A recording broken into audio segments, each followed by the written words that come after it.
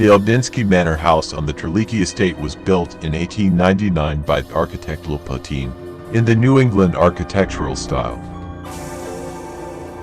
An object of cultural heritage of regional significance, the house, in which the artists Vasily Dmitrievich Polonov and Valentin Alexandrovich Serov lived and worked, and during the construction of the nuclear power plant Igor Vasilyevich Kurchatov, 1901-1954, protected by the state.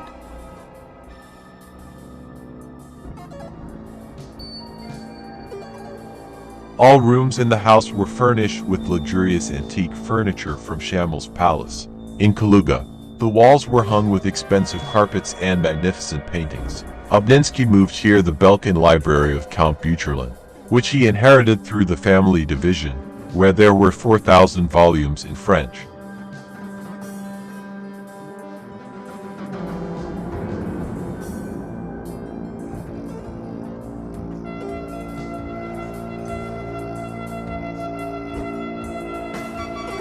During the Great Patriotic War, from May 23, 1942 to April 16, 1943, the command post of the commander of the Western Front was located in this house.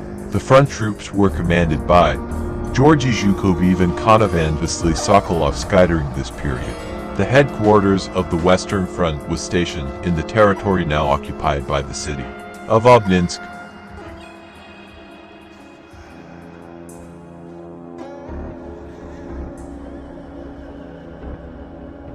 A detailed description of the interior decoration of the mansion has been preserved from the advertisement for sale. The floors are parquet and under linoleum. The walls are painted. The panels are made of Japanese mats, lincrustas and other materials. The doors are all glass. All the cabinets are in the walls. The corners are all rounded. Kitchen upstairs. There is an elevator for food and firewood. The bath is lined with tiles. Lined with metallic tiles. The shower, hot and cold water, is supplied to all wash basins and sinks. Hot water is available around the clock. The water supply is from spring water. There are always 400 buckets in the tanks. Central heating. In addition, Dutch stoves, Dutch fireplaces.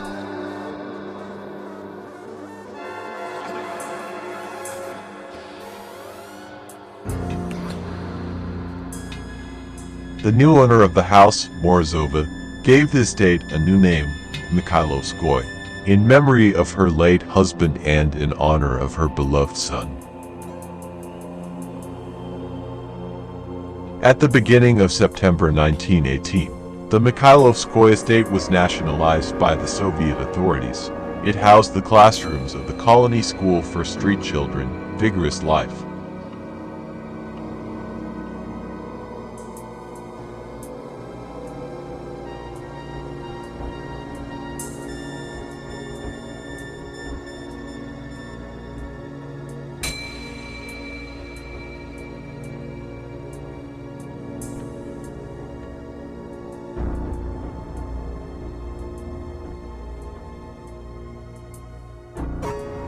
In 1985, the lower park in which Morozovskaya Dacha is located was declared a natural monument, and since 1991 the mansion has been taken under state protection. However, restoration work has not yet begun. The estate is deteriorating and falling into disrepair. The house is collapsing before our eyes.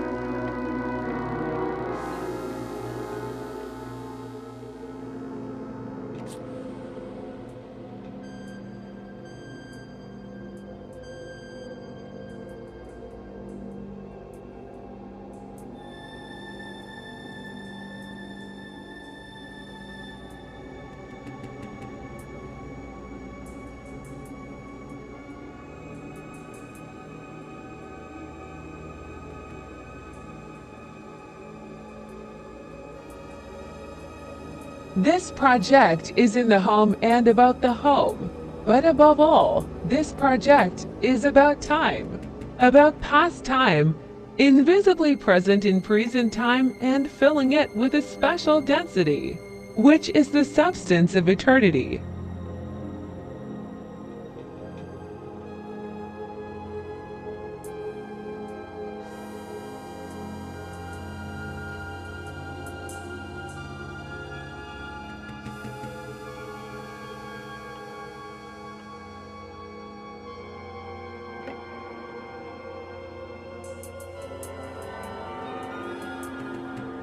I really love old houses. You can't go back to the past, but you can return to his place.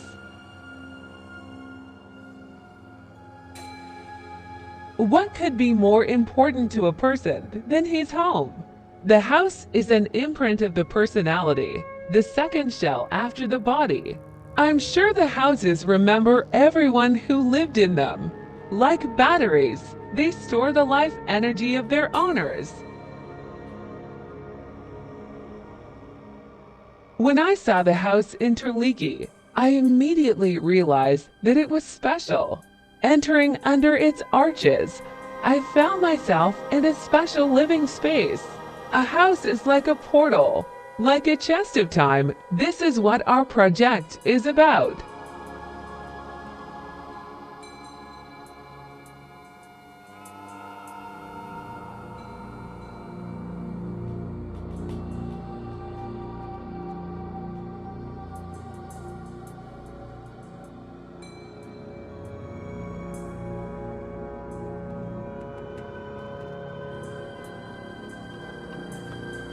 The fate of the house is amazing.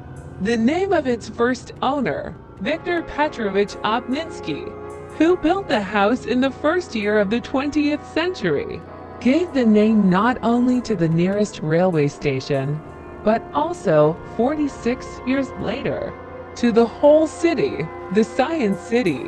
We can say that Obninsk began with this house.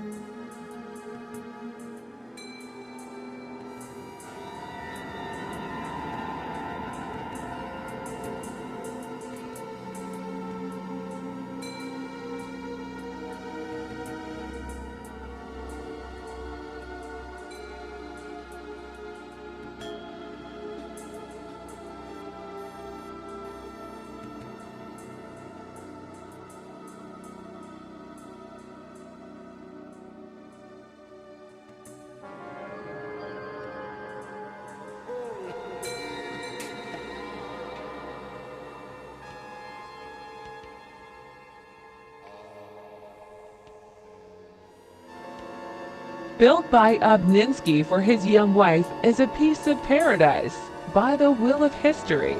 40 years later, the same house turned out to be the headquarters of the Western Front of the Great Patriotic War.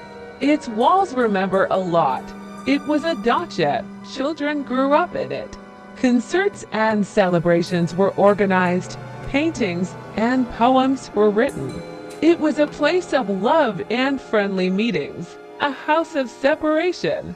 It was a school for poor children, colony Badraya life, a military hospital, the headquarters of the front, a hotel, a place for receiving honored guests and delegations, a secret facility, a boarding house, a lyceum. It housed artists' workshops, staged performances, and filmed films.